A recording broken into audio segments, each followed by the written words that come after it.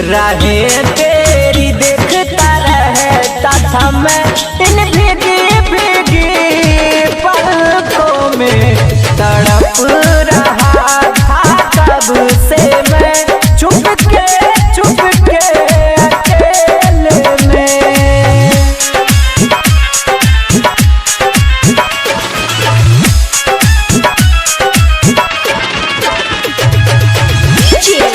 संदीप बाबू, संदीप बाबू, संदीप बाबू,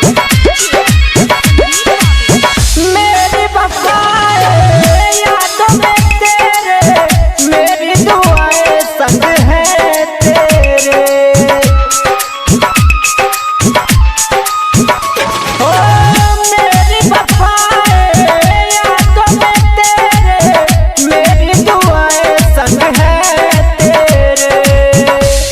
मिटेगी एक दिन दूरी हमारी, मिलेगी खुशियाँ जहाँ की सारी। जो तू कहे तो छोड़ो जमाना, मेरी कसम तुम भूल न जाना। न जी पाएंगे सनम तेरे बिन, राहें तेरी देखता रहता था मैं इन भीगी भीगी पलकों में तड़प रहा था कब से मैं चुप के अकेले में।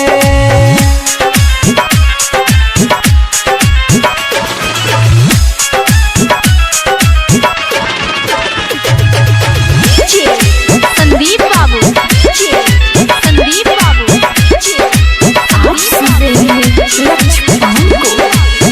कैसे भुलाऊं वो सारी बातें, वो बीते लम्हे, वो मुलाकातें।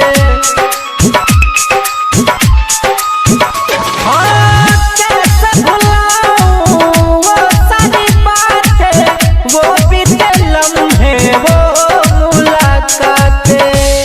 दिल से न जाएगा याद तुम्हारी, आओगे हर पल ख्वाबों में मेरी। कहाँ है अब तू लौट के आजा, जालिम जमाने को तू ये बता जा।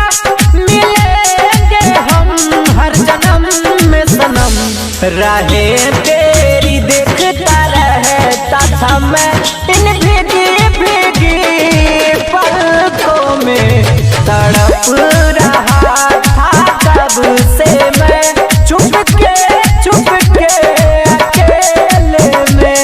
सांसों का चलना, दिल का धड़कना, दोस्त तेरी अमानत है। जिंदगी ये मेरी थी अधूरी, जो तुम आ गए हो गई पूरी। कभी छोड़ के ना मुझे जाना तुम, राहें तेरी देखता रहता था मैं इन